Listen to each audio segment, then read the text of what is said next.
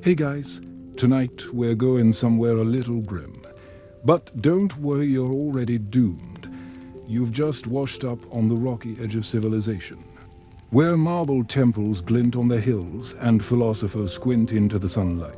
They're pondering life, but are probably just trying not to trip over a goat. You're here in ancient Greece. Sounds beautiful, right? Except, well, your feet already hurt. Your tunic smells like wet bread, and that fancy marble. It's mostly a myth, so before you get comfortable, take a moment to like the video and subscribe, but only if you genuinely enjoy what I do here. And I'd love to know, where are you listening from? And what time is it for you? Now, dim the lights, maybe turn on a fan for that soft background hum. Let's ease into tonight's journey together. The first thing that hits you isn't the heat, or the chatter, or even the smell of sheep. It's the contrast. You've heard of Athens as a jewel of democracy, of white temples and clean columns, but you've arrived through the back gate, and the first thing you step in is not metaphorical. It's something wet. Maybe olive oil runoff, maybe fish brine, maybe worse. Ancient Greek cities don't smell like history books. They smell like someone tried to roast garlic on a compost pile. The streets are narrow, twisting, and deeply unpaved. You assumed there'd be some kind of central road, maybe a charming little plaza with a fountain. Instead, you're dodging donkey dung and broken amphorae while trying to keep your sandals intact. They're leather, handmade, and terribly underwhelming at their only job: not letting the bottom of your foot touch whatever just leaked out of that fishmonger's basket. You squint up at the building's 2 stories, mud brick, occasionally whitewashed, and topped with tiles that look like they're held together by spite and pigeon droppings. They tilt a little when the wind picks up, which it does, constantly. Dust stings your eyes. Your tongue tastes like salt and gravel, and for some reason, a stray dog is already following you. Marble, sure, there's marble somewhere. You spot a piece of it peeking above the rooftops like a distant mirage, the Parthenon maybe. But down here, on the ground where everyone actually lives, you're more likely to find plaster smeared over straw. The marble was mostly for temples and rich men's tombs, not for the working folks trying to sell lentils at a stall made of wood and hope. You try to find your way to the Agora, the fabled open-air market, but there's no map, no signs, and no consistent street layout. Every alley seems to double back or dead end into someone's laundry line. You are not lost, technically, but you are circling a building that might be a shrine or might be a public latrine. Historians still argue whether some of these ruins were civic centers or just particularly well-decorated outhouses. Eventually, you emerge into something that could pass for the Agora if you squint hard and lower your expectations. There are stalls with pottery, bundles of herbs, baskets of fish that look aggressively unrefrigerated. Flies buzz like they pay rent here. A man is shouting about his cucumbers. Another is trying to convince you that his onions have medicinal properties. You're not convinced. You glance around for water, for shade, for anything that doesn't radiate heat and mild hostility. There's a fountain, but the water trickles out slowly, and you're not entirely sure it's potable. Someone's sheep is drinking from it, and it's unclear whether that's a vote of confidence or a dire warning. You decide to sit. Bad idea. There's no bench, no chairs, just a low stone wall that's either an altar, a property boundary, or a rock someone gave up on carving. Either way, it's hot, hard, and covered in what might be soot or burnt incense ash. You perch. Anyway, the sun presses down like a toddler with a grudge.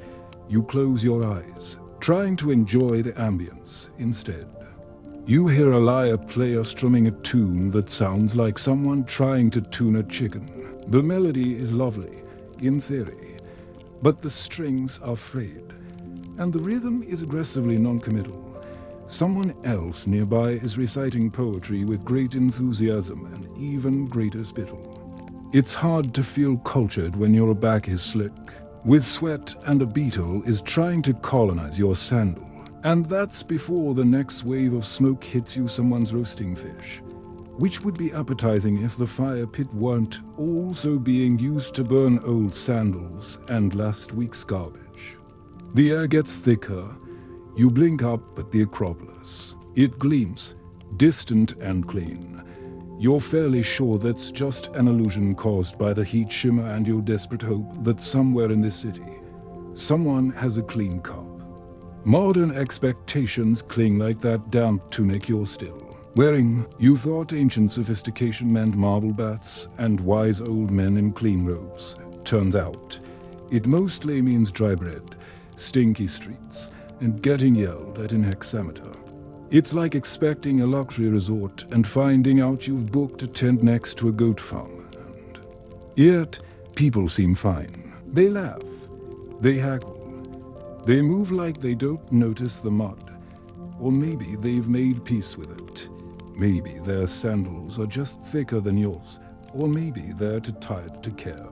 There's something almost comforting in the chaos-like. It's supposed to be this way, and you're the only one trying to fix it with your expectations.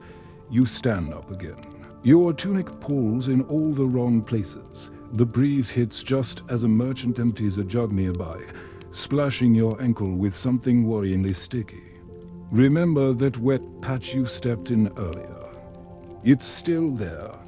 It never left, neither did the dog. This is your life now. One moment at a time. One dusty breath after another. Welcome to the golden age of civilization. Just don't lean on anything white. It's probably not marble. And it's probably not clean. You don't know it yet. But your tunic is going to be the main character in this journey. Not because it does anything heroic, but because it is relentlessly, aggressively present, clinging to your skin like a damp reminder that laundry is a luxury and fashion is pain. The Greeks call it a chiton, and yes, it looks elegant when a statue wears it. You, however, are not a statue. You are sweating through your linen like a terrified goat at a sacrifice. When you first slipped it on this morning, if you can call that tangled process slipping, you had mild hopes. It looks simple.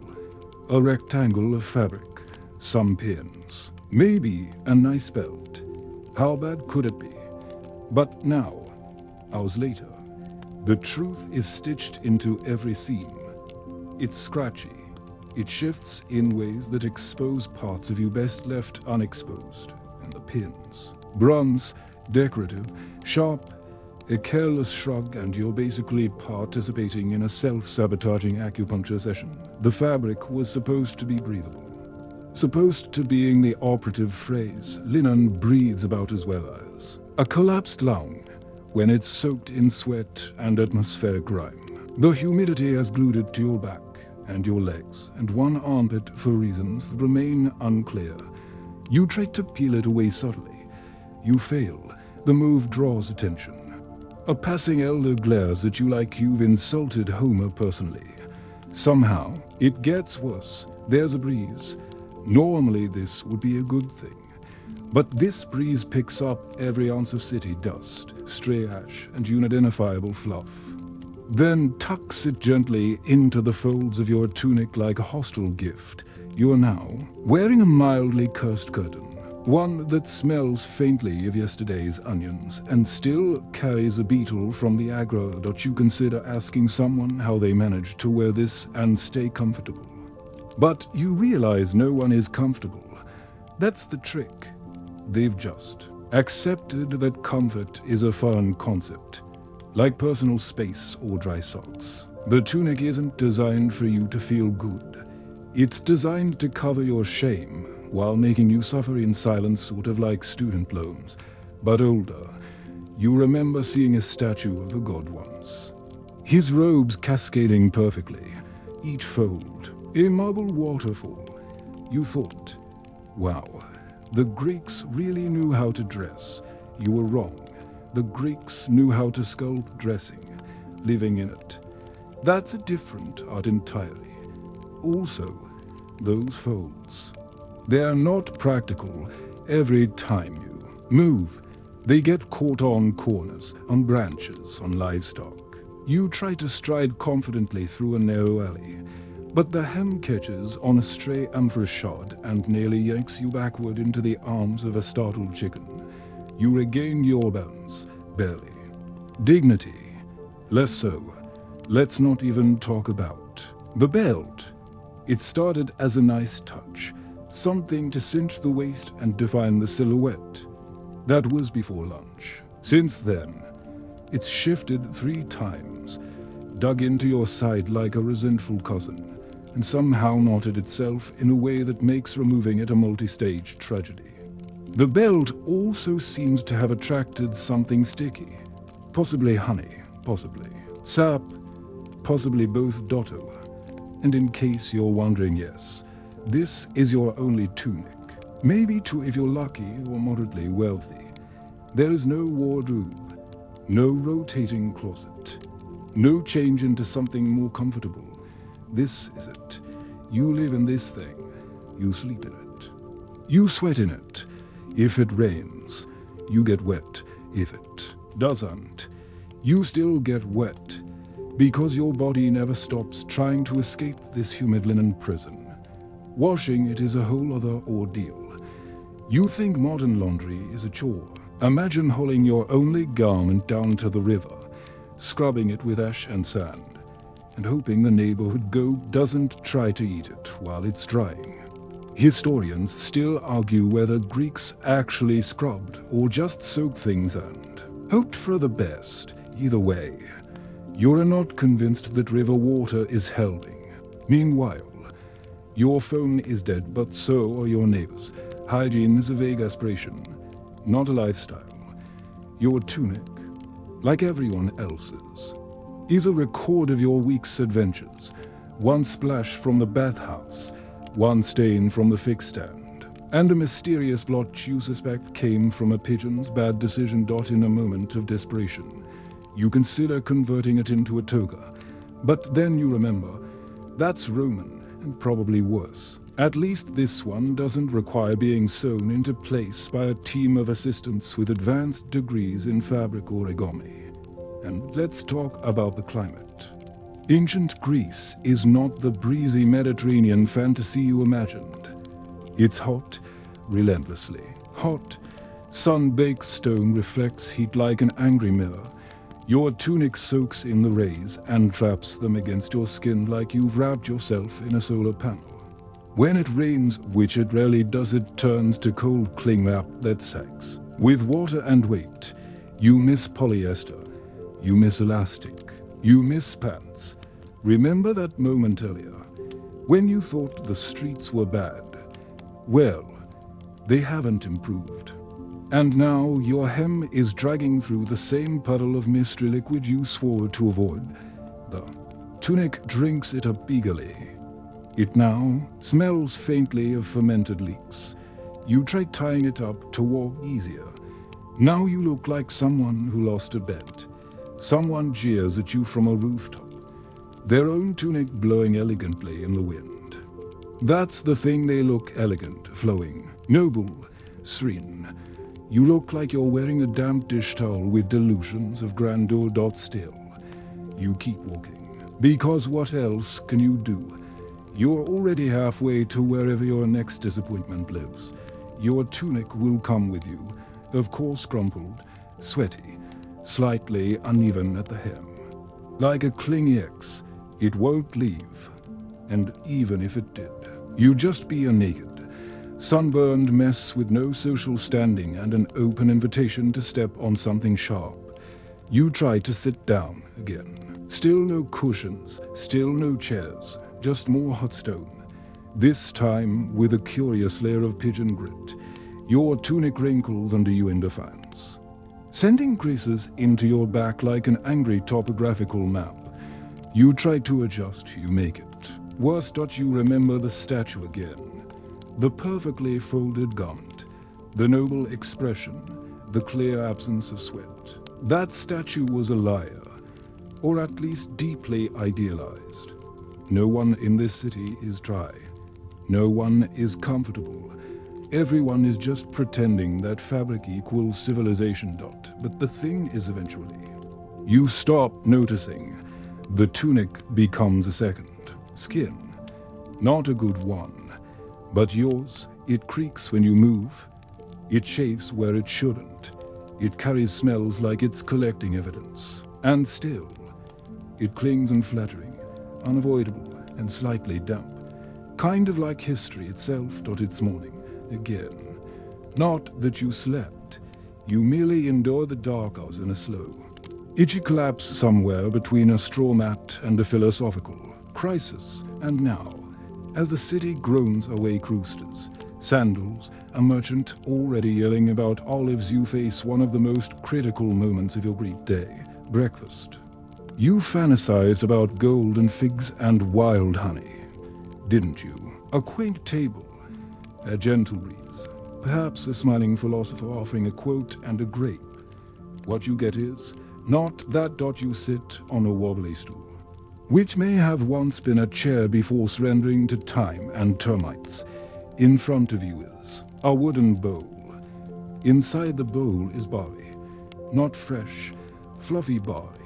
This is yesterday's barley, reheated with a bit of water and possibly someone's leftover thoughts. It's grayish, dense, and smells like despair had a baby with goat breath. You lift a spoon more of a carved stick, really, and attempt a bite. It has the consistency of river mud and the flavor of defeat. You chew slowly, hoping the act of chewing will summon some flavor from the memory of the grain. It does not. You swallow anyway. It feels like swallowing a decision you regret. Still hungry. Good. Because there's also cheese, but not the soft, dreamy kind you might picture on a modern charcuterie board. This is aged goat cheese, and aged here doesn't mean artisanal, it means someone forgot about it in a cave. It's dry, crumbly, and smells like someone tried to ferment their shoe. You try nibbling the edge, it fights back. There's also olives. Of course, Grace's olives all the way down. These aren't the sleek, pitted kind from a store. These are gnarled, whole, and occasionally still attached to a twig. They're salty. Exceptionally salty. You take one bite and feel your tongue try to fold in on itself. Hydration, not happening. Water is the final course, lukewarm, slightly cloudy, served in a cup that might once have been terracotta, now more terror-cracked. It tastes faintly of clay and yesterday's herbs.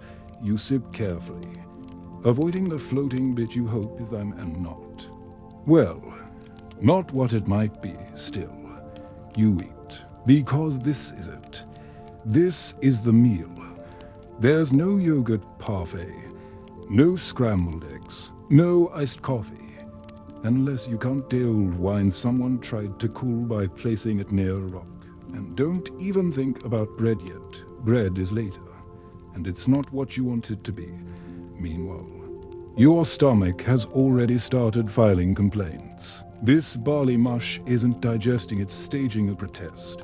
You feel bloated, but also hungry. You feel nourished, but vaguely punished. Breakfast has become a philosophical exercise. What is food? Why must it hurt? And yet, this was the good version. You're in a city. You're near a market. You are, relatively speaking, privileged. Imagine being in the countryside. Your breakfast would likely be boiled weeds and hopes. Maybe a small fish. Maybe not. You look round. Other people are eating the same stuff. But they don't look disappointed. They look resigned. Maybe even content. Maybe when you grow up chewing barley paste, you just accept it as destiny. Historians still argue whether this diet was simple and nutritious or a form of daily endurance. Training, Occasionally, if you're lucky, someone passes by selling warm flatbread. You hear a crunch in the distance, and it sounds like heaven.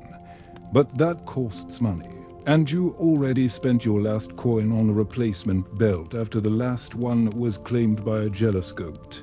Remember that. Your tunic belt, still slightly sticky, still present. Someone offers you a fig. You light up. Finally.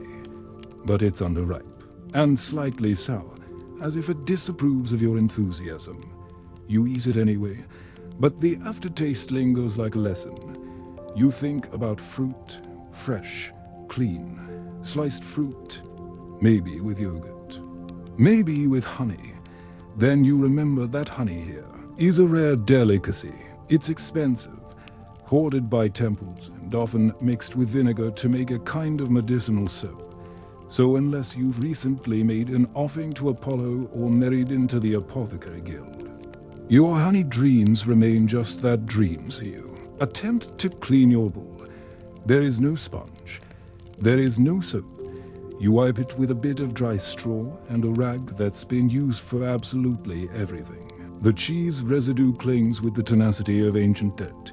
You give up and leave it for someone else to solve. As you step back outside. Your stomach groans with uncertainty. It's full, but not grateful. The heat is already rising. Your tunic, still damp, the same dog, still following you. You walk toward the Agra, thinking perhaps you'll find something else to eat there. But deep down, you know, there is no better breakfast coming. This was the highlight. You glance at a statue along the way, some noble god holding a cornucopia. You almost laugh. The cornucopia probably contains the same barley mash, just in a fancier bowl. Even the gods, it seems, eat disappointment. A woman passes you, carrying a basket of eggs. Real eggs. You feel a flicker of hope. Maybe you could buy one. Maybe you could trade something.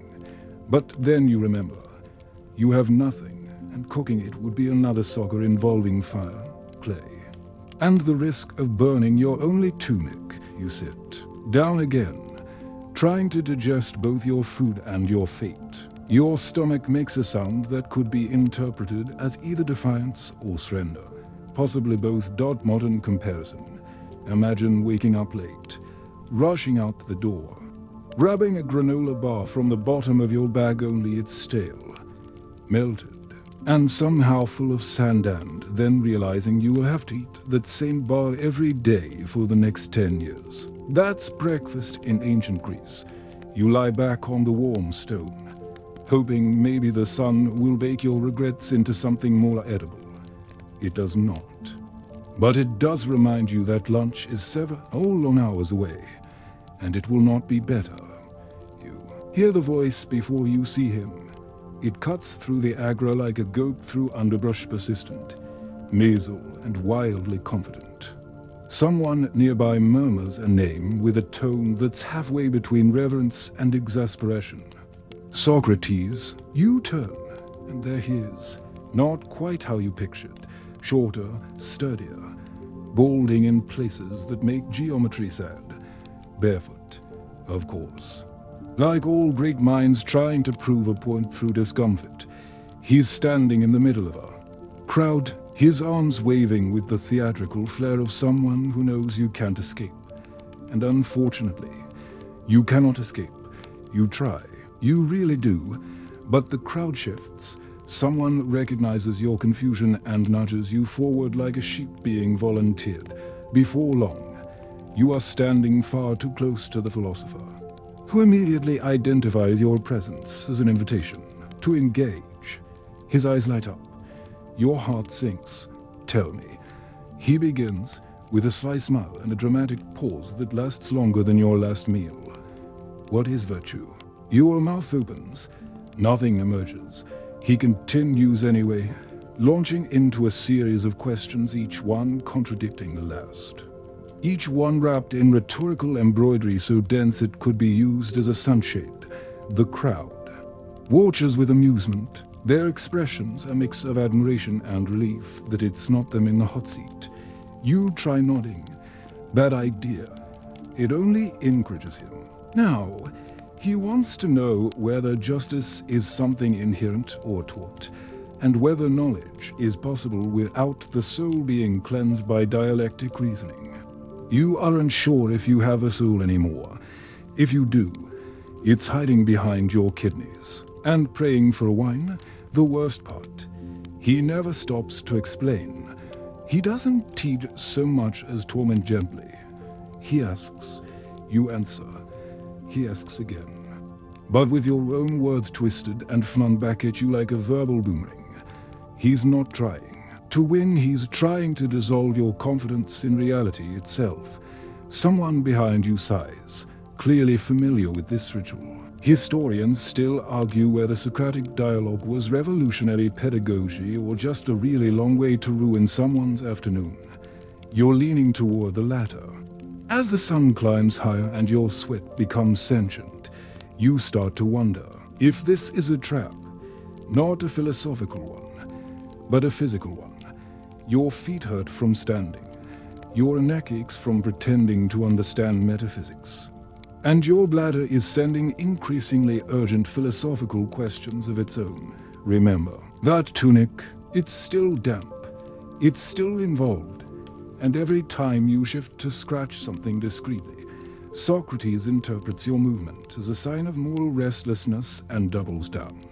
The questions get weirder. If a man is unjust in his dreams, is he still unjust? What is the shape of the good? Can a fish be wise if it never leaves the water? You aren't sure if that last one is real or just a heat-induced hallucination. But you nod solemnly anyway. It doesn't help. The crowd grows. Someone offers you a fig in pity. You decline. You remember what happened last time. Meanwhile, Socrates brings up the cave. Not a real cave, the cave. The metaphorical cave, where people watch shadows on the wall and believe them to be real. You're starting to wonder if that's what this whole day is, just a flickering image of misery projected onto the wall of your dignity. You imagine trying to explain this to someone in the modern world. I couldn't leave the square because a man in a tunic kept questioning whether my thoughts were reflections of a higher form. It sounds like a Twitter thread. But without the character limit or the option to mute dot at one point, he brings in another guy. They start debating each other, circling like gladiators made entirely of syllables. You seize the moment to escape, inching backward through the crowd like a startled crab. You make it to a shaded column and press your forehead to its cool surface. You are free. For now, unfortunately, the Agora is full of philosophers, if Socrates doesn't find you again. One of his students will. Plato, Xenophon, some guy named Critias who's suspiciously into war. Crimes. Philosophy here isn't a class, it's a full-time environmental hazard. You start to recognize the signs, the dramatic pause, the squint of Fawkes' curiosity. The audible inhalation of a man preparing to say, "But what is courage?" You begin to treat these signs the way one treats wasps or minor earthquakes. Stay still. Breathe slowly. Do not engage. And yet, the influence lingers. You can't stop thinking now. You question every bowl of food, every pebble on the street. Is this stone here by chance? Or is it fulfilling some deeper form of stillness? You hate it. You kind of love it. But mostly, you hate it. Remember earlier, when you just wanted a clean breakfast and a soft chair. That was before you learned that chairs are a form of bodily laziness, and that true wisdom means giving up comfort in pursuit of the eternal. You would trade eternity for a bench right now. A nearby merchant tries to sell you a scroll. It's full of more philosophy. You buy it anyway, hoping to understand what just happened. The scroll is badly copied. Half the words smudged by fig juice. You stare at it like it holds the secrets to your survival. It does not. You consider becoming a philosopher yourself. Why not? You already look disheveled, and you've been arguing with your own thoughts for hours. But then you remember, philosophers don't get paid. They get remembered, often posthumously. Meanwhile, your phone is still dead, but at least no one is asking you to define phones. You sit down on a step, massaging your temples. The dog flops beside you, also philosophically defeated. The sun hangs heavy, like an unsolved ethical dilemma. You think about Socrates again. He didn't write anything down. Everything we know about him comes from other people. Which means maybe, just maybe, he was an elaborate prank, a man so annoying. People wrote books just to process the experience. You close your eyes, you breathe. You try to forget the phrase "the examined life," because your life, right now, is under too much examination. You decide not to think for a while, just to exist, just to sit, just to let your damp tunic dry in the breeze and let your barley mush breakfast settle into silence. Then a shadow falls across your face. Would you say silence is a kind of speech? You don't open your eyes. You just whisper the only truth you found all day. No. By now, you've accepted that comfort is extinct. So when someone mentions the gymnasium, you perk up not because you want to work out, but because you hope, foolishly, that it might come with shade, clean water, and maybe a bench. It does not. What it does come with is nudity, olive oil, and more men than anyone asked for. Let's set the scene. The gymnasium in ancient Greece is not your local yoga studio with cucumber water and soft towels. It's a hot, dusty courtyard surrounded by columns and questionable intentions. It's where young men gather to train their bodies and occasionally their minds, if Socrates wanders by again. You arrive hoping for discipline. What you get is slippery chaos. Everyone is naked. Not figuratively, not just the upper half. Fully, proudly. Gloss ILY. It's not sexual. It's cultural. But your modern instincts don't care. Your eyes have nowhere safe to rest. Every direction is a Greek statue in motion, less polished, more sweaty and loud. So loud. Men grunting, laughing, slapping each other on the back with the force of a collapsing column. You try to blend in, tugging awkwardly at your tunic. Which now feels both excessive and woefully inadequate. A man gestures for you to disrobe. You pretend not to understand. He gestures again, this time holding up a small jug of olive oil. You realize, too late, that this is part of the process. Here's how it works. Before you exercise, you oil up, not with lotion, with straight olive oil, thick, golden, scented only by whatever pressed it last, possibly garlic.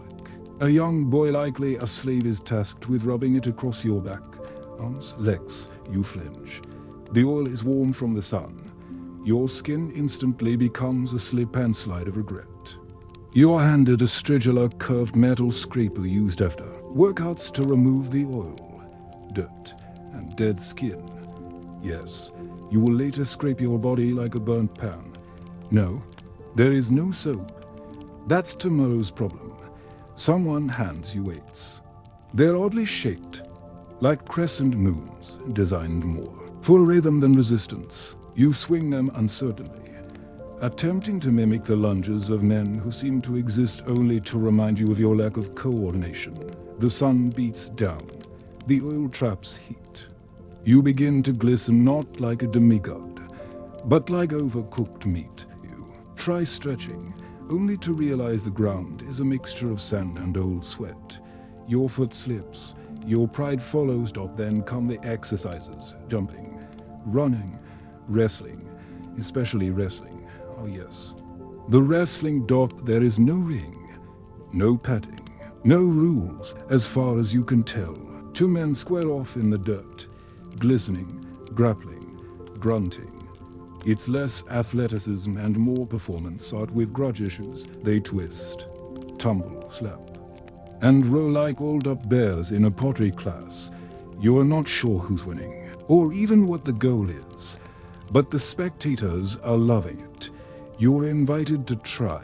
You decline strongly. You're already sticky, sunburned, and vaguely bruised from sitting wrong earlier. Adding a full-body or wrestling match would tip you into existential collapse instead. You sit on a stone ledge, which is both hardened, slightly concave from decades of posteriors. A fig rolls past. No one claims it. Nearby, a philosopher delivers a speech about the beauty of the male form. You do not disagree. But you are also actively sweating from your elbows. The beauty is lost in the bodily fluids. Historians still argue whether the gymnasium was truly about fitness or more about social status and subtle politics. It's hard to say. When half the men here are showing off their calves and the other half are trying to impress Plato with their lung capacity, eventually the session winds down. Men begin scraping themselves with their strigils, flinging flecks of dirt and oil into the air like greasy confetti. It lands on everything, including you. You gag silently and contemplate running into the sea.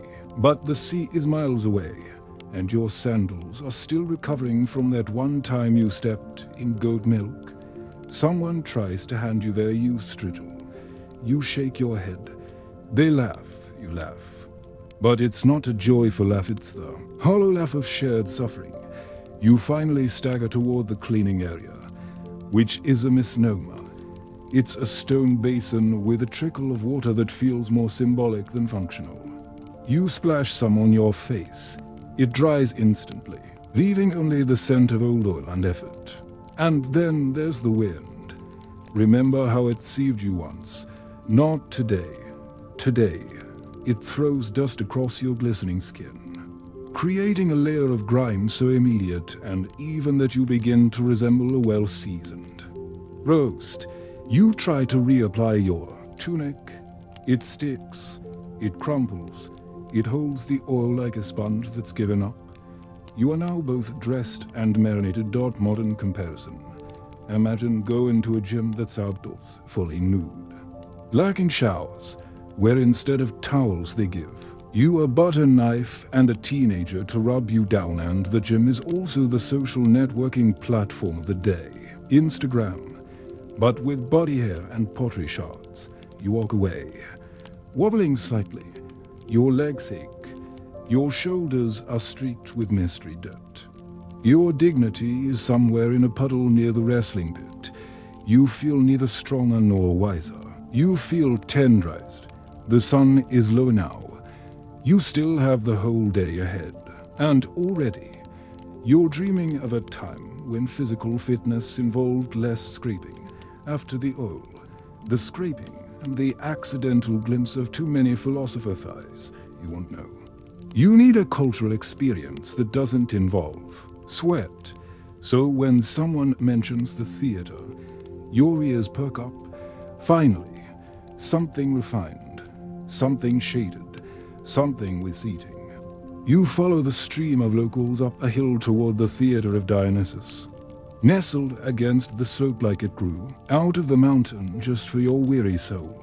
From a distance, it looks promising. Broad stone tiers, a semicircle of carved benches, a central stage. You picture a relaxing evening of drama, gentle flute music.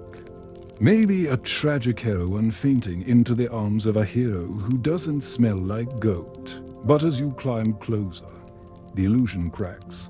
First, the heat. The sun has been punishing this stone all day.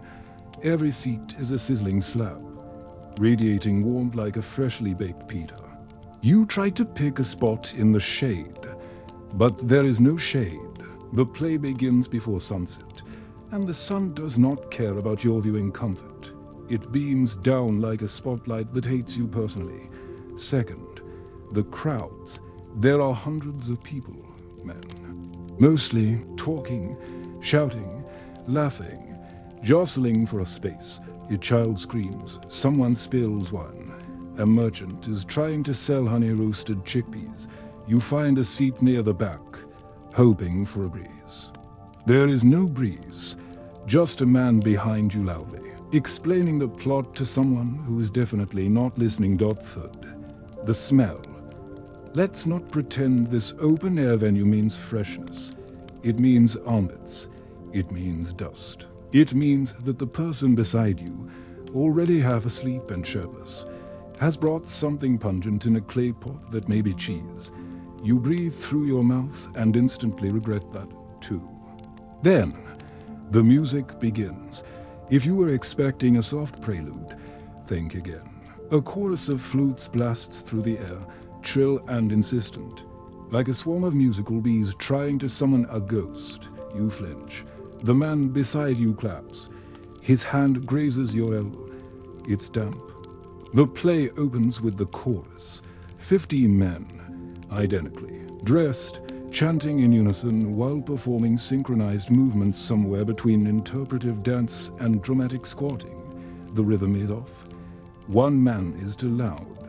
Another seems to have forgotten which direction to face. Still, they stop and whirl, dust kicking up round their sandals in artistic defiance of coordination. You glance around. Everyone is rapt. No one else seems to notice that the central actor is speaking entirely in iambic hexameter and yelling every third word for emphasis. The acoustics are good, shockingly good. In fact, but that just means the confusion reaches your ears with perfect clarity. And then there's the masks, large, exaggerated faces carved from wood or plaster, painted in garish colors. The actors swap them depending on emotion: sadness, anger, joy, agony. But from your seat, they all look mildly horrified, like they're just now realizing that cheese was a mistake. As the play unfolds, it becomes clear this isn't light entertainment. It's tragedy. And in Greek tragedy, everything is awful. A king kills his father. A queen marries her son. Someone rips their eyes out. And the chorus keeps singing, always singing. Even during the worst moments, they chant commentary with the emotional distance of a weather report. You try to follow the plot, but the names are long. The metaphors are ancient, and half the dialogue seems to be about fate, or gods, or fate, caused by gods. Occasionally someone enters carrying a prop goat. You think it might be symbolic, or dinner. An hour in, your legs are numb. Your tunic has fused to your thighs. You attempt to shift your weight, but the stone beneath you disagrees. It jabs back with a sharp edge, punishing your hip for daring to move. Remember that gymnasium soreness. It's back, and it brought friends. The second act begins. Nothing improves. More screaming, more wailing. Someone dies off stage. The chorus helpfully explains this through a 7-minute chant involving birds and shadows. A baby is mentioned, then forgotten. A prophet wanders in, blind and cryptic, declares doom, and leaves without further explanation. Historians still argue whether he was crucial to the plot or just a guy with good timing. Meanwhile, the man behind you is chewing loudly, possibly nuts, possibly gravel. You cannot turn round. You cannot look away. You are emotionally trapped in the unfolding misery of a myth you barely understand, and physically trapped between two elbows and a wine jug. You daydream about modern theater, plush seats, climate control, intermissions with snacks that aren't wrapped in fig leaves. You fantasize about popcorn, about dimmed lights, about programs with clear character breakdowns. Then a cymbal crashes, and you're yanked back into the unfolding scream fest where Orestes is possibly murdering someone with a vase. The audience loves it. They gasp. They cheer. They nod sagely when a character declares, "No man may outrun the spinning wheel of fate." You think that metaphor, or maybe it's literal. This play has already introduced a talking rock and a vengeful cloud. You've stopped asking Dot by the time the final chorus drones out the last line, something about ashes and wisdom. You are spiritually hollow. Your knees creak. Your tunic smells like the collective emotions of 500 men and 3 chickens. You stand slowly, legs trembling, and file out with the crowd.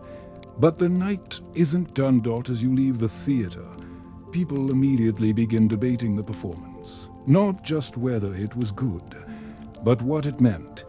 Did the chorus represent the collective conscience of the city or the futility of knowledge? Was the blind prophet a warning or a symbol of enlightenment? Can grief be inherited? You don't know, you just want water. And maybe a pillow. A man asks your opinion. You mumble something about the masks.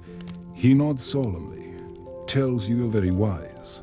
Then begins explaining your own answer back to you with more words. You smile weakly and edge away, using the excuse of needing to vomit quietly into a shrub. Modern comparison.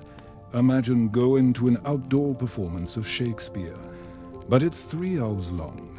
Nobody sits down. The plot involves 14 divine metaphors per sentence, and everyone thinks it's rude to leave even if you're actively melting. As you finally shuffle down the hill, past torchlight and laughter and the smell of overcooked lamb. You wonder if maybe you're just not cultured enough, or maybe ancient culture just had fewer options and more shouting. Either way, you're exhausted. You learned something tonight, though whether it was about fate, tragedy, or just how long the human bladder can endure remains unclear. You wipe the dust from your sleeve, which smears instead. Your head is buzzing not from insight, but from flu trauma. And your feet, they're still in sandals, still blistered, and still in direct conversation with the gods of stone steps. You wake up groggy, sore, and still have covered in the emotional debris of last night's play. You remember masks, screaming, a very confusing bird metaphor, and the distinct realization that nobody in ancient Greece owns a cushion, as your eyes adjust to the dusty morning light. A new thought slinks into your mind like a smug philosopher. Maybe you'll feel better if you engage with democracy. After all, you're in Athens, the birthplace of democracy, the shining experiment of citizen rule. You imagine lively debates, olive branch ballots, and reasonable people calmly deciding the fate of their city while sipping watered wine.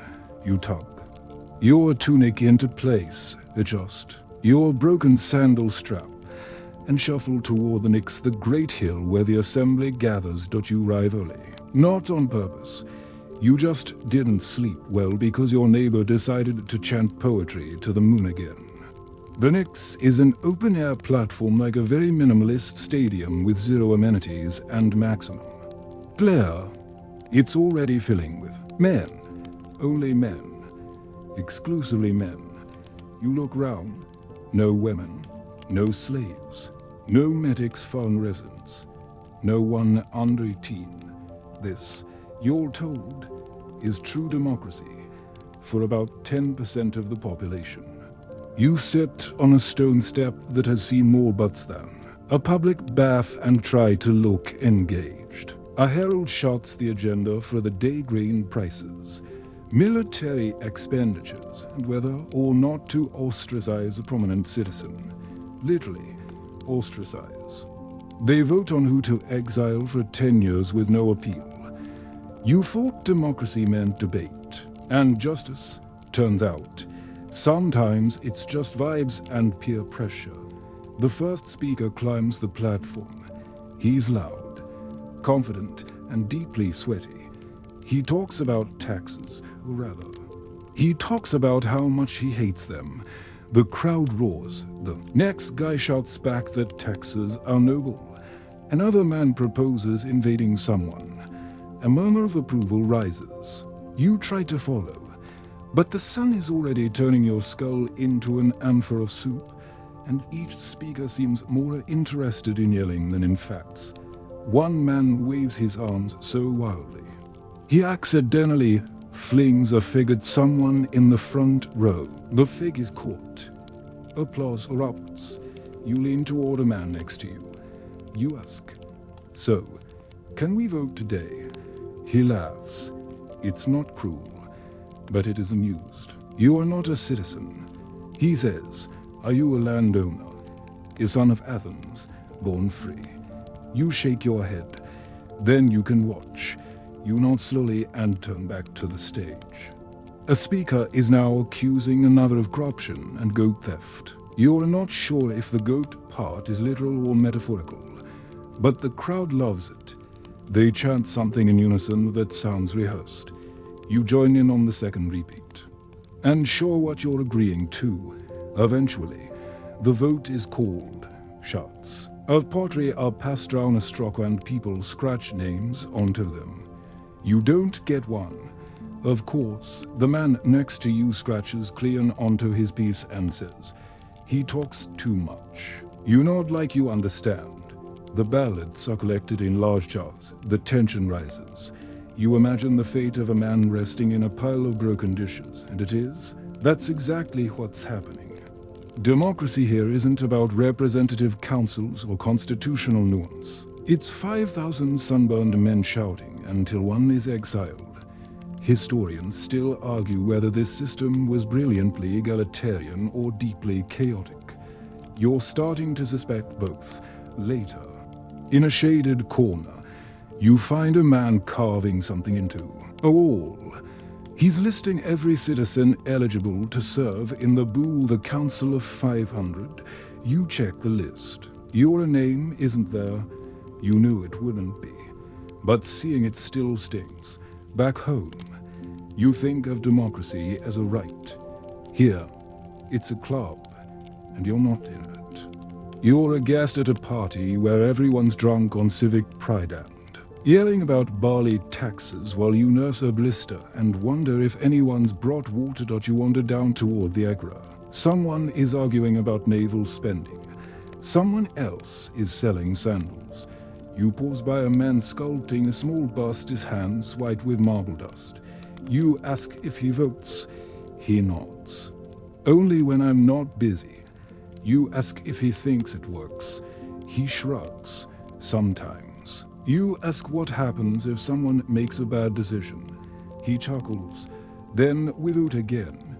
It sounds noble and exhausting. Meanwhile, your tunic is still damp, not from sweat this time, but from leaning against a marble column that had recently been washed with what you hope was water. You consider changing into your backup tunic. Then remember you don't have one. You sit on a low wall, eating a stale lump of bread that tastes like it's been democratically neglected. A passing boy tosses a pebble into your cup. It's a game or a message. You think about modern politics, the cynicism, the shouting, the hashtags. Here, too, it's loud, messy, strange, and weirdly intimate. There's no separation between citizen and state. If someone wants to raise taxes, he stands on a rock and says so. If he's boring, they boo. You hear someone yelling about Athens' reputation abroad. "We must not appear weak." He roars. You've heard that before, probably on cable news. But this time, the guy is wearing a robe and has a piece of chicken stuck in his beard. The vote ends. A decision is made. Something about a naval treaty.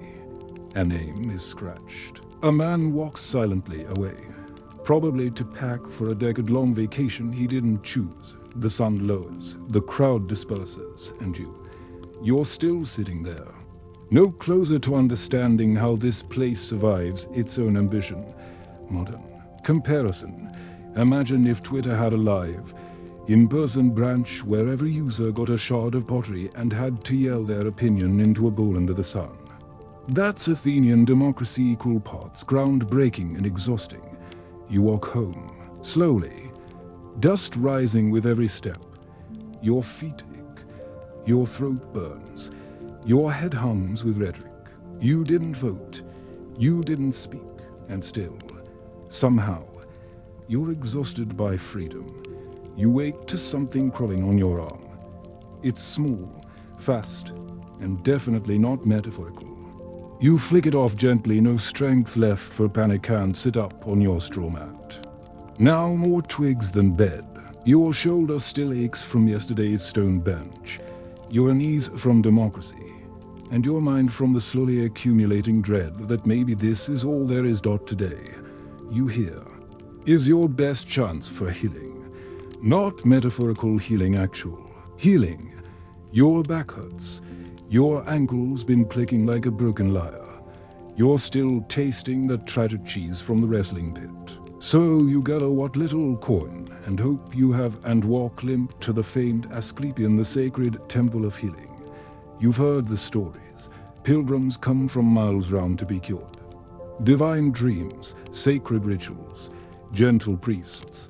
You picture something between a hospital and a spa. You are, as usual, wrong. The temple complex sits just outside the city, a beautiful spot with views of the sea and the promise of relief. You pass under an arch inscribed with words about purity and wellness, and immediately step into a swarm of flies, their clustered round offings left by patience bread, wine, bits of meat sacrifices to Asclepius, the god of healing. Apparently, the flies are part of the ambience. You're told to bathe before entering the sacred area. You're led to a cold basin fed by a cracked pipe. The water is not clean. You do your best. You wash your face, your hands, your feet. You try not to think about how many others have done the same, some with open sores. You dry off. With your tunic. It was already damp anyway. Next, you're asked to make an offering. You have nothing worth offering. A priest looks at your sandals and raises an eyebrow. You reluctantly hand over your belt, the same one you've been mentally fighting for 3 days. Goodbye. You sticky, traitorous loop of linen. The gods can have you. Then comes the ritual. A priest old, pale, dressed in a robe that smells faintly of fennel, asks you to lie down on a stone slab. You do. He chants something in a low drone, waves a branch over your body, and places a small clay tablet on your stomach. It's warm from the sun. You're unsure if it's supposed to represent something or just weigh you down. You're told that Asclepius will visit you in your dreams. Healing, they say, happens in the night. So they feed you a small cake laced with herbs and lead you to the abat in a long hall where patients sleep. Or try to. The floor is stone. The air is thick. You lie among the sick, the hopeful and the snoring. You close your eyes. You do not dream of Asclepius. You dream of fish, specifically. A fish slapping you with a strudel while a chorus of flutes plays off-key in the background. You wake up sweaty, sore, and still broken. In the morning, a priest asks what visions you received. You lie. You say you saw a glowing snake, a healing breeze, a voice that whispered, drink more water. The priest nods sagely and prescribes crushed figs and owl feather poultices. You are handed a clay jar of something gritty. It smells like feet and rosemary. You're told to apply it to your chest and avoid speaking for a day. You nod, despite having multiple questions. Outside, a young boy limps by with a bandaged leg and a live pigeon strapped to his arm. You do not ask. You do not want to know. You consider going to a regular doctor, but regular doctors in ancient Greece are inconsistent. Some follow Hippocrates with theories of humors and balance. Others mix garlic with wine and hope. One might bleed you for a headache. Another might offer a boiled mouse. Historians still argue whether ancient medicine helped more than it harmed, or whether people just got lucky between leeches. You try the fig owl mixture. It burns slightly. You smell like forest decay and something baked. You lie in the sun, hoping the warmth counts as treatment. A bee lands on your neck. You accept this. By noon, You are told your healing is complete. You do not feel healed, but you are definitely less comfortable than before. So something happened, modern comparison. Imagine going to a wellness retreat where instead of massages and smoothies, you sleep on a rock. Hand over your belt and are prescribed bird feathers and vague affirmations by someone who just woke up from a trance. You stumble down the temple steps. Woozy and covered in herbs, a woman passes carrying a goat with a painted symbol on its flank. You briefly consider whether the goat is also sick or is the cure. You decide not to follow the thought dot at the Agra.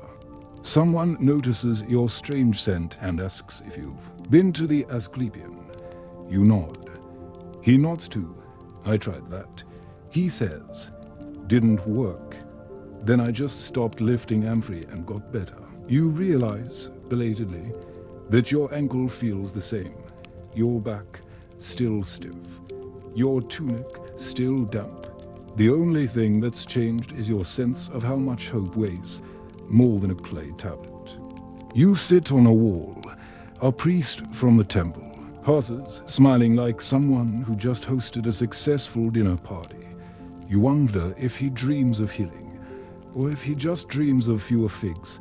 You glance at your pouch empty, all spent. Your last coin traded for dreams and owl feathers. You consider trying to return the jar. You don't. The sun dips lower. Your feet ache. Your stomach is still upset from the cake. The poultice begins to crust.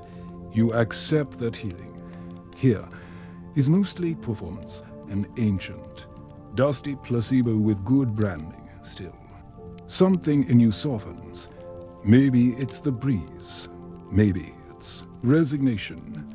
Maybe it's just the cake kicking in 6 hours too late.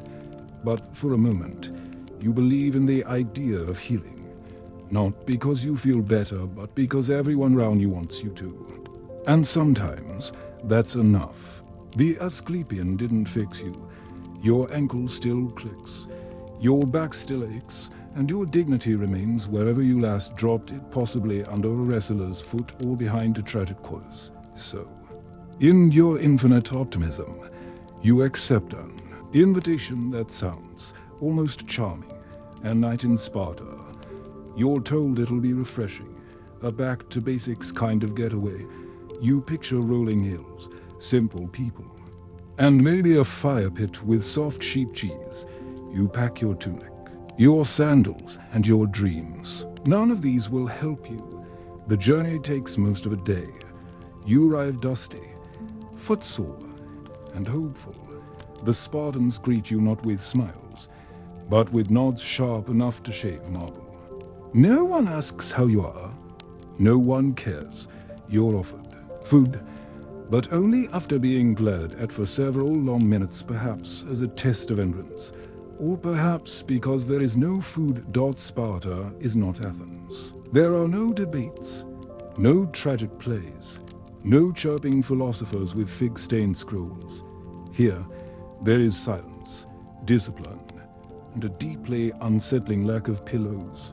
Your host, a man with calves like olive trunks, leads you to your sleeping quarters. That term is generous. It's a section of the floor, dirt, packed, slightly concave. You are handed a thin mat made of reeds and a woolen cover that smells like the goat it came from Antpors. Ible, the goat's ancestors. You try to protest. Where's the bed? You whisper. He frowns. Confused, you're on it. You lie down. Every bone in your body becomes aware of its own weight. The mat crinkles, the wool itches. There is no pillow. You roll to your side.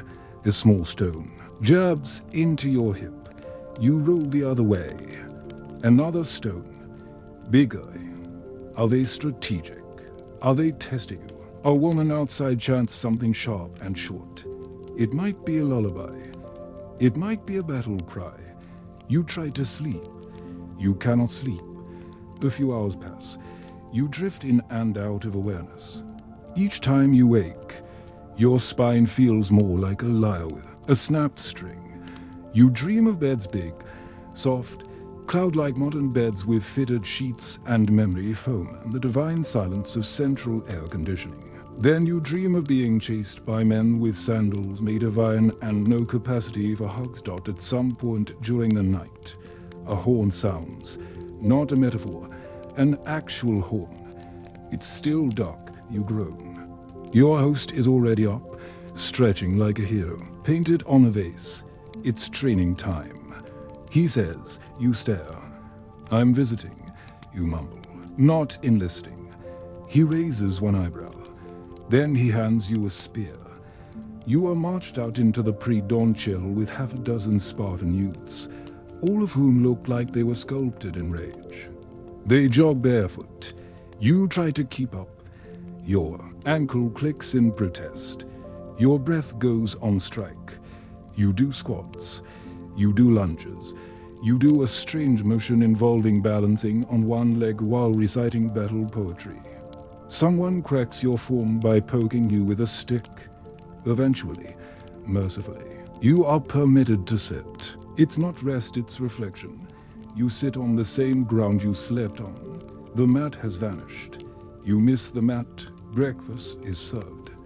A thin broth. Black, salty, suspicious, you sip. It tastes like boiled betrayal.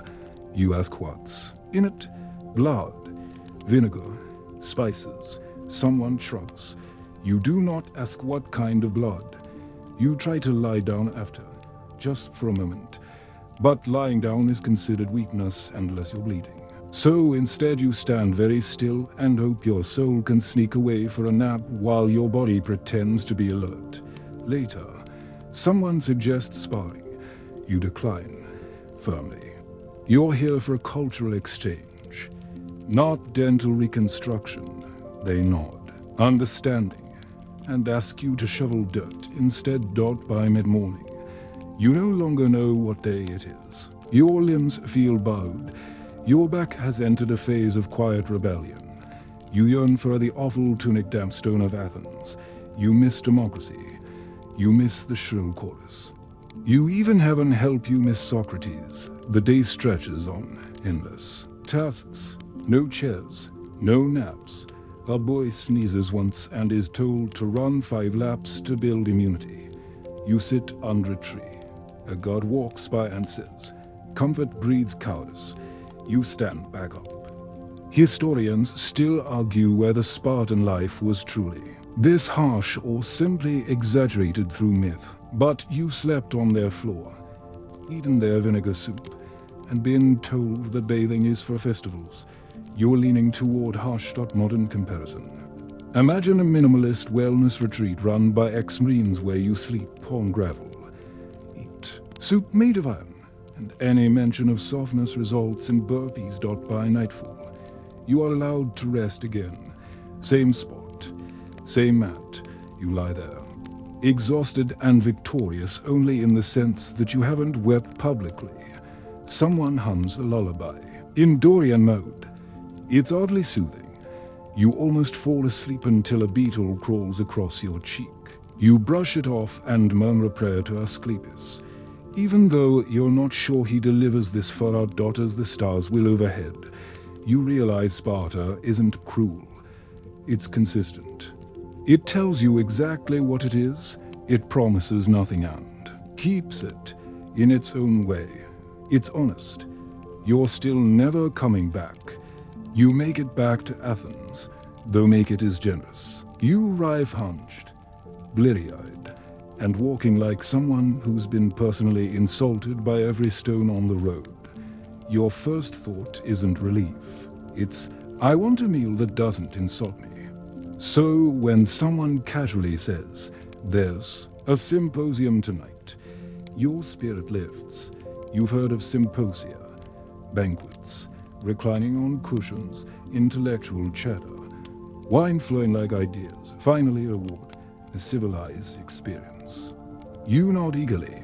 Yes, you say, I'd love to attend. Double quotes mistake. The sun sets. You arrive dressed as best you can, which is to say, still in your only tunic, still stained from the Asclepian poultice and Spartan dirt. No one seems to mind. The host greets you with a brisk nod. You remove your sandals, step into the courtyard, and realize very quickly this is not a dinner party. This is an entrance test, just in better lighting. The symposium is already in full swing. Men recline on clean-eye. Long couches ranged round low tables. Candles flicker. Musicians' placket lies in the background. For one dazzling second, you think, maybe this will be okay.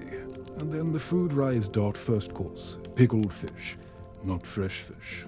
Not grilled fish, pickled fish. It smells like it died. Came back to life out of spite. Then died again in vinegar. You try a bite.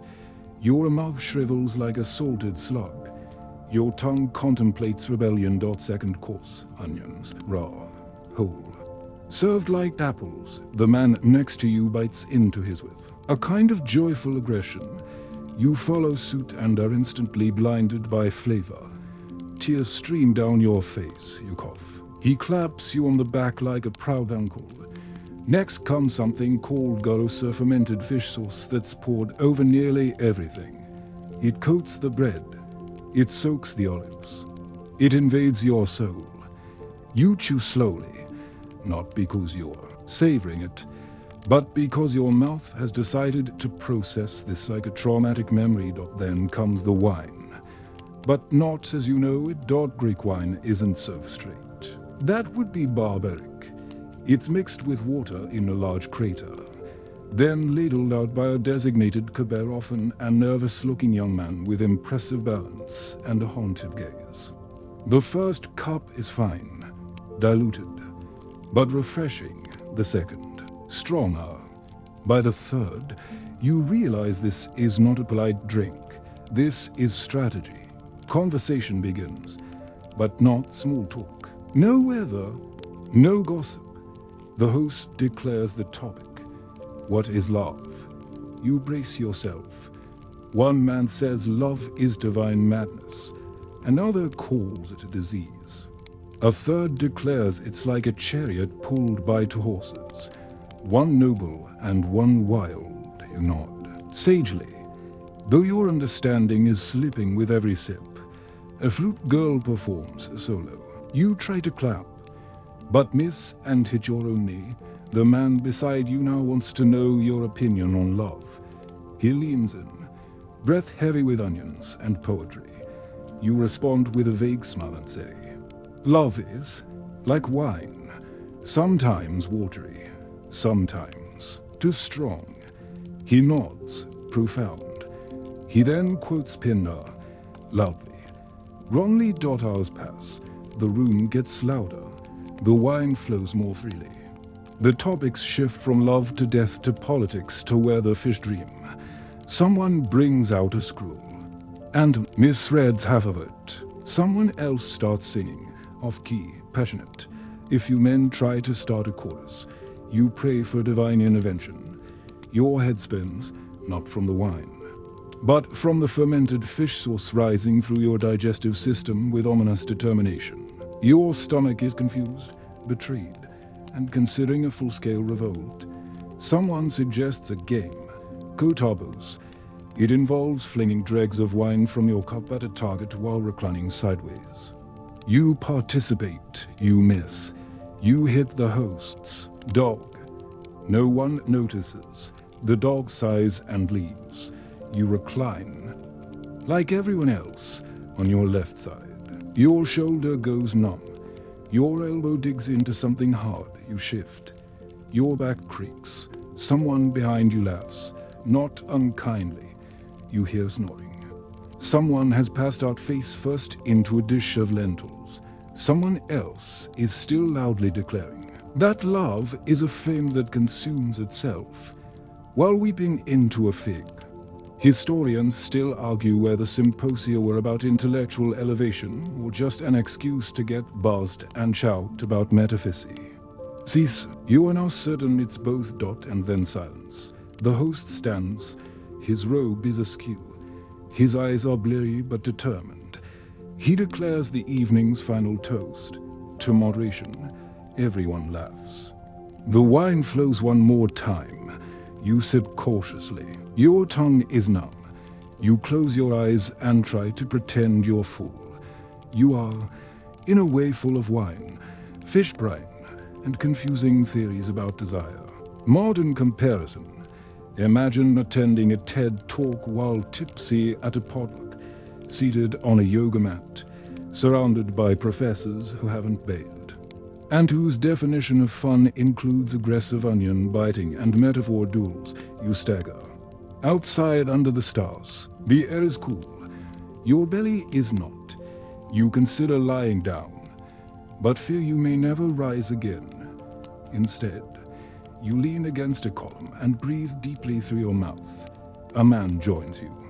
He hands you a date. You bite. It's the best thing you've eaten all week. You nod in gratitude. He quotes Heraclitus and walks away barefoot. You head home, slowly. Your sandals scrape. Your breath smells like philosophical regret. Your dreams will be strange tonight, populated by flutes, fig stains, and someone yelling Eros is chaos, while spilling soup. You are not full.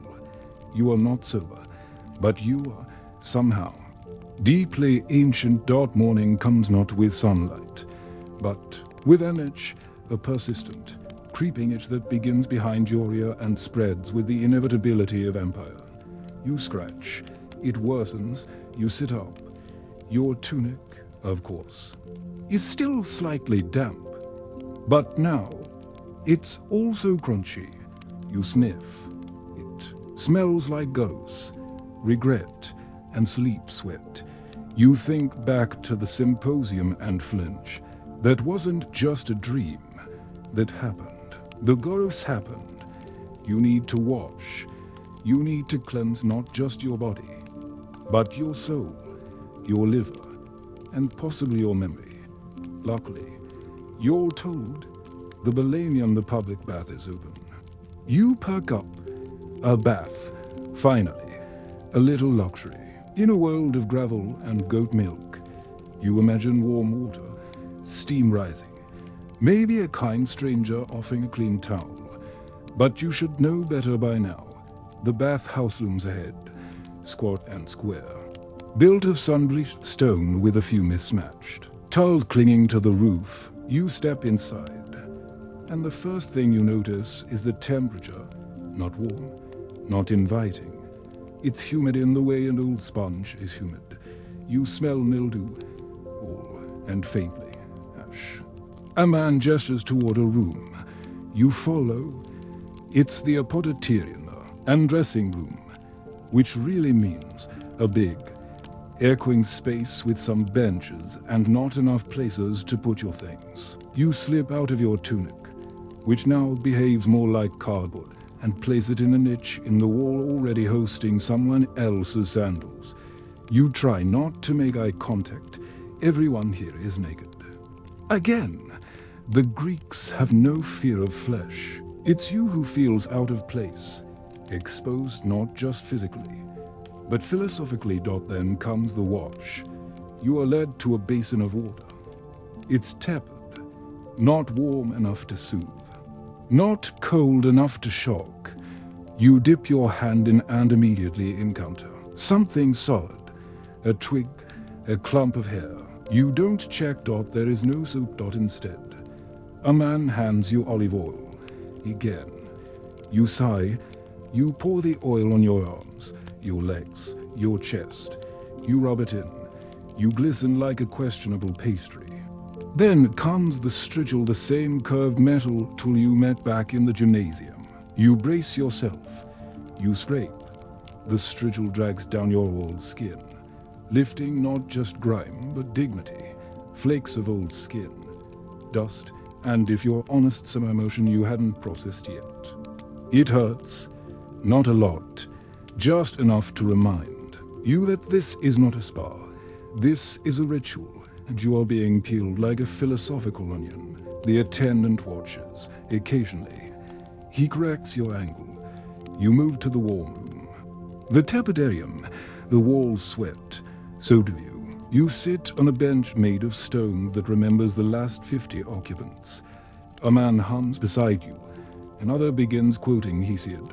You're handed a cloth soaked in something herbal. You press it to your face. It smells like thyme and the inside of a pot. You breathe deeply and hope this counts as a facial. Then, the coldarium, the hot room. There's a brazier smoldering in the corner. The air is thick. You sit on another stone bench. This one slick with condensation. You try to relax. But every few seconds someone sighs theatrically or starts debating about war budgets. You close your eyes and pretend it's modern steam therapy. It almost works. You're offered a massage. You accept. Naively, the massage is not gentle.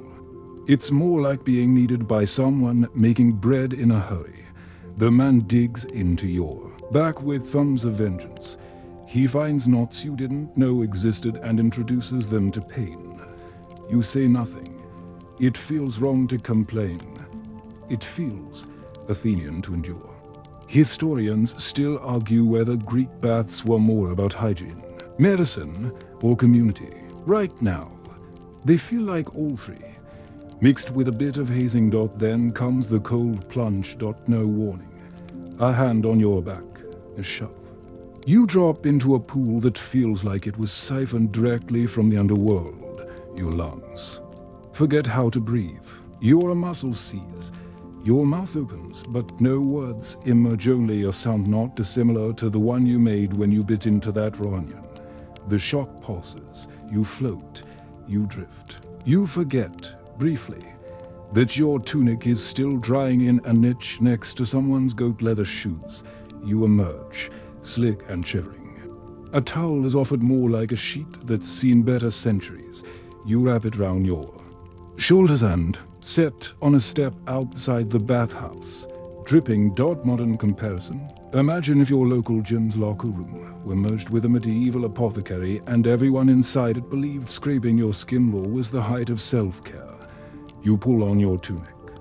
It's a little softer now. Or maybe you're just numb. You step into your sandals. One breaks, of course. You limp home cleaner. Yes, but not quite cleansed. Your pores are open. Your joints slightly rearranged. Your strigil scraped skin gleams like polished pottery. But inside, you are still the same hungry, sore, mildly traumatized guest of a city that bathes like it debates, publicly, loudly, and without soap. You lie down that night and dream of loofahs, of shampoo, of scented candles, and hot showers where no one is reciting Pindar. When you wake, you smell faintly of thyme and burnt tile. It's the best you smelled all week. Your skin is clean, technically. Your muscles still ache. Your sandals are beyond repair, and your confidence in civilization teeters like a lopsided amphora. But you've had a bath. That should count for something. So you tell yourself you're ready for what exactly remains unclear until someone says, quite casually, you should see the islands. Everyone travels in the summer. Aegean travel. It sounds dreamy. You imagine a small wooden boat gliding over sapphire waves, white sails fluttering, dolphins leaping in the distance. You picture olive trees, stone terraces, fresh seafood, warm breezes. You pack what little you have, patch your sandal with string and spite, and head for the port. The port is not dreamy. It's chaos. It's shouting, sweating, jostling, men unloading amphorae by the dozen, fish being flung from one crate to another, livestock, confused and loud, tied to everything that doesn't move. The smell is mixed salt, seaweed, manure, wool, and something faintly resembling the inside of an oyster. Your boat is not a ship. It's not even what you generously call seaworthy. It's a small wooden vessel that groans as if aware of its fate. You step aboard. Find a spot between a basket of figs and the goat that eyes you with deep suspicion. and pretend you're excited. You are not. The journey begins. The first is fine. The breeze is gentle. The coastline recedes behind you. You nibble a stale biscuit and feel, briefly, poetic. You imagine yourself as Odysseus, noble and weary. Bound from myth. Then the waves pick up. The boat rocks. You grip the edge. A man vomits over the side with little ceremony. The goat slips. You are now cradling a goat. Salt spray hits your face. Like an insult, your tunic, still questionably clean from the bath, absorbs seawater with depressing efficiency. Your hair becomes stiff with brine. Your lips taste like disappointment. There is no toilet. You already knew that. But now it becomes relevant. You land, hours later, on a small, rocky island. The harbor is little more than a crooked dock and 3 men playing dice. You stumble off the boat like a soaked biscuit and attempt to regain your land legs. The goat does not thank you. You ask where to stay. They point up, up, up. The town is on a hill, a steep one, with steps, uneven ones, made of jagged stone and possibly spiked. You climb. You curse. You pause often, pretending to admire the view while actually trying not to collapse. At the top. You find a room. Room is generous. It is a space with a mat, a jug of water, and a window with no glass. You lie down, trying to savor the breeze, but your lower back pulses with betrayal. You close your eyes and imagine the sea. Unfortunately, the sea responds by sending in mosquitoes. You rise and decide to explore. The island is quaint, if you like rocks, and dust. The locals are friendly in the way that makes you unsure whether you're being welcomed or evaluated. You buy a piece of bread. It's hard enough to be used as a weapon. You eat it anyway. You smile. You ask if there's a festival. Soon. They say. Soon is a vague word in ancient Greek. It could mean tomorrow. It could mean next season. You sit under an olive tree. You stare at the sea. The same sea that just slapped you for 6 hours. It glistens mockingly. Someone sings nearby. A lute strums. You feel, briefly, content until a bird drops something warm on your shoulder. You visit a shrine. It's beautiful, peaceful. You light a small candle. You try to feel connected. End up mostly feeling itchy. Historians still argue whether Aegean travel was practical or spiritual. You now know it was mostly damp. The return journey is worse. The boat is more crowded. A family is transporting clay jugs and a sickly cat. You sit beside the jugs. The cat coughs dramatically. The wind howls. You spot a distant dolphin and feel cheated for not feeling joy. Halfway back, the boat stops, not intentionally. It just floats. The wind dies. The rows shrug. You drift for hours. You snack on reasons. The cat eyes you with ill intent. You arrive after dark. The port is still chaotic. You step off the boat soaked, sunburned, mildly seasick, and spiritually cracked. You walk home slowly.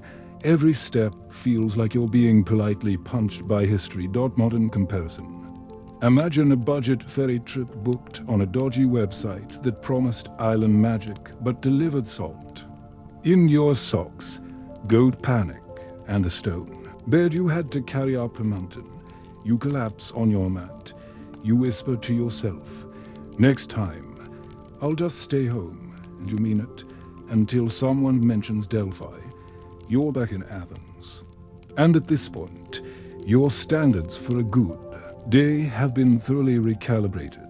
If nothing leaks, bites, or exiles you before sundown, it's a win. So when someone invites you to observe a household ritual, just a little offering to Hestia, you say yes.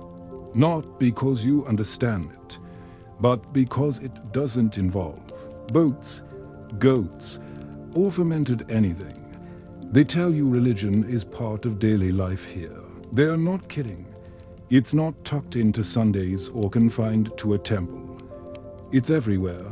It's waking up and nodding to a household god.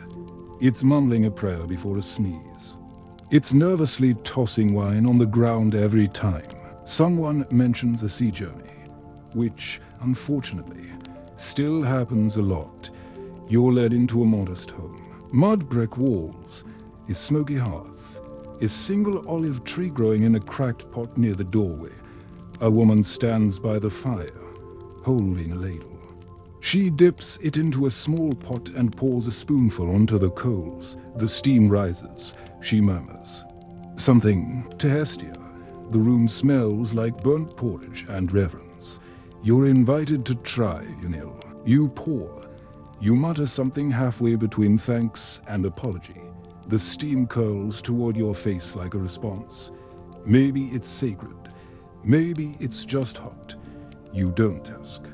There's a shrine in the corner. Not grand. Just a niche in the wall with a figurine and a few dried flowers. You ask who it's for. They shrug. Could be Hermes. Could be Apollo. Depends on who we need this week. You nod solemnly, then you learn about omens.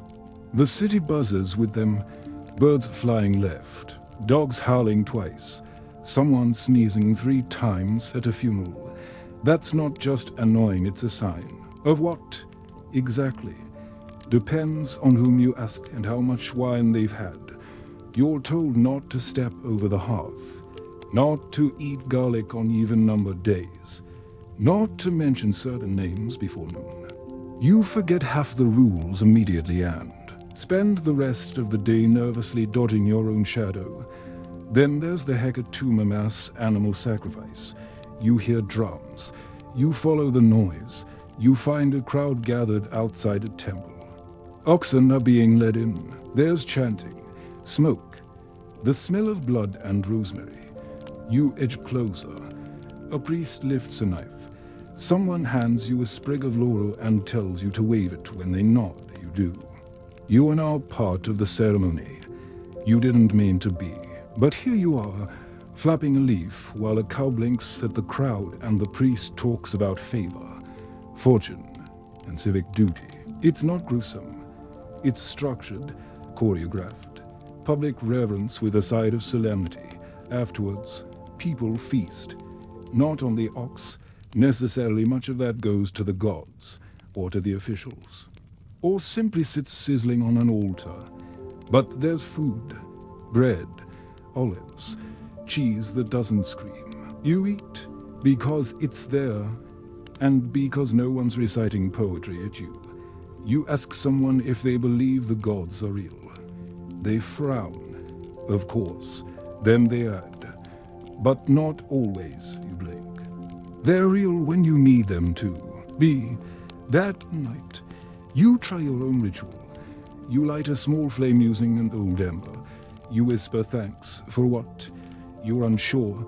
Then you crush a few figs and leave them on a plate beside your mat. Not for yourself, for whatever might be watching. You dream of Hera, or maybe it's just a woman in a veil who tells you to avoid goats and wear shoes indoors. Either way, you wake feeling oddly reassured. But the next morning brings more rituals. There's a neighbor blessing his tools with ash, a boy drawing a symbol on the ground before stepping onto a ladder, a woman refusing to eat lentils because her sister had a bad dream last night, and now the beans are cursed. Historians still argue whether ancient Greek religion was deeply personal or wildly performative. You now understand. It was both. It was theater and therapy. It was logic's cousin who lives in the woods and smells faintly of incense. Modern comparison. Imagine if every minor inconvenience, lost sock, stubbed toe, unexpected breeze had a spiritual explanation, and everyone. Vowing you treated it like a perfectly reasonable part of Tuesday. You begin to internalize it. You step over thresholds with care. You nod to statues. You mutter just in case under your breath before entering new rooms. You're not sure if it helps, but it doesn't hurt, probably. You find yourself scanning the sky for birds. You avoid certain street corners. You keep a small pebble in your pouch because a man told you it protected against lies. You don't remember who he was, or if he was lying. You pass the Parthenon again. This time, you don't just admire the columns. You nod to Athena, quietly, respectfully, just in case. And when you trip over a loose stone later that day, you pause, pick it up, and carry it for a few blocks, a peace offering to whoever might be listening by now. Your tunic is fated, your sandals are holding together through sheer force of will. And your stomach has come to accept that flavor is a luxury of later centuries. You've been to temples, bathhouses, plays, and symposiums. You've scraped yourself clean, yelled about taxes, been almost sacrificed by accident, and learned that fish sauce is both a condiment and a punishment. You've experienced the highs and lows of life in ancient Greece, but there's one dream you've been nursing quietly, the dream of wisdom. Not the kind shouted at you in a crowded square by a man with garlic breath. Not the kind tied to civic duties and failed ostracisms. No, the real kind, the private kind, the idea of spending your days in quiet contemplation, mentored by someone old, mysterious, and preferably wearing many robes. So when someone says, there's a man teaching philosophy by the olive grove, your heart lifts. You imagine Socratic serenity, a shady tree, insightful silence, a student life. Perhaps, without blisters, you arrive to find a group of men sitting on rocks. They are thin, sunburnt, and dressed identically in tunics so threadbare they've become metaphors for poverty. In the center sits your philosopher. He is elderly, stern. His beard forks at the chin like a tiny trident. He motions for you to sit. You do. The first thing he asks is whether you own property. You hesitate. No. He nods approvingly. Good. Then he asks if you are married. You shake your head. Better. Then. Do you have children? You say no. He smiles. Excellent. Then your soul is still salvageable. You are not sure if you've been insulted or recruited. Class begins. There are no scrolls, no pens, no formal lessons. Just questions, endless questions. What is the self? Is desire a wound? Can truth exist without irony? You answer once, hesitantly. He frowns, to direct. You answer again, more vaguely. He nods. Now you are thinking. The students murmur. One quotes Heraclitus. Another quotes Heraclitus misquoting himself. A third asks if language is the enemy of meaning. You wonder if your ankle wound has become infected. You're told that learning here is not about facts. It's about unlearning. You nod solemnly. Though you're mostly just trying to stay conscious in the heat at lunch. They share lentils, not seasoned, not warm, just lentils. You chew slowly, trying not to taste them. A bee lands in your bowl. No one moves. You stare at it. It stares back. Philosophical impasse. The conversation turns to the nature of suffering. You mention Sparta. They applaud your example later. A debate breaks out over whether the soul exists independently of the body. You suggest that maybe the soul wants to be independent, but keeps getting dragged back by the body's needs. Interesting, the teacher says. And sad. You're told to reflect on your thoughts in silence. You sit under an olive tree and think about figs. Then you think about soap. Then you think about nothing. Then you realize that was the assignment. As dusk falls, the teacher speaks again. He says, to be wise is to need nothing. You want to ask if that includes lunch. Instead. You nod. He blesses the ground with a pinch of dust and announces that the day is done. You stand. Your knees crack. Your soul feels confused. You ask if students stay here long. The man beside you says, some leave after one day, some never leave. You ask, why? He shrugs, because neither feels like a decision. You lie on your mat that night with no answers and to many questions. You wonder if that's the point. You think maybe wisdom isn't knowledge, it's just being willing to sit in the heat and think about things until your sandals fall apart. Modern comparison. Imagine dropping out of grad school to live in a dry field with 7 unpaid interns who worship contradiction, subsist on legumes, and consider coughing during a metaphor a moral failing still. Something about it clings to you, the silence, the questioning, the way nobody pretends to know anything for a certain. It feels honest. You think of the teacher's words. To be wise is to need nothing. Then your stomach growls and you whisper, almost nothing. There's a breeze tonight. Not the kind that cools, just the kind that stirs dust and reminds you your tunic still carries traces of olive oil from a bath you're trying to forget. You're tired. Not dramatic. Epic tired, just the dull, bone deep. Fatigue that creeps in when you've spent too many days being a very small person in a very old place. You try to sit, but your usual stone has been occupied by a goat, of course. So you lean against a wall, stare into the last pink slice of sunset, and try not to think too hard about the fact that you've made it this far, and yet still don't really know what's going on. A boy walks by balancing a jar on his head. A woman behind him shouts about figs. Someone nearby is praying under their breath because they dropped a cup and it landed upside down. And apparently that means something. You nod at them in solidarity. Everything means something here. The gods are watching. The birds are watching. Your neighbor is definitely watching. You tried to live simply. But even doing nothing in ancient Greece takes effort. There's one thing you haven't done yet, die.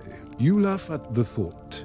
Not because you want to, but because it seems to be the final thing left on the checklist. You've eaten the food, walked the roads, argued in a square, failed at philosophy, slept on gravel. You're beginning to understand why the poets spend so much time writing about death. It's the only thing that didn't require queuing up or bringing your own fig leaves. You're not sick, exactly, just fraying. Maybe it was the fish sauce, maybe the goat fat candles, maybe the soup with unlisted ingredients, maybe just the sheer accumulation of discomfort. It's not a grand ending, just a slow unraveling. You lie down carefully, because there's a crack in the floor and the last person who rolled into it got and sand. You stare at the rafters. A spider lowers itself 3 inches, then stops. You both hover. People die all the time here. They do it quietly, quickly, and usually in ways that sound poetic until you look too closely. A fever, a swollen ankle, a bad oyster. You ask someone, what will happen if you, say, slip away in the night? They shrug.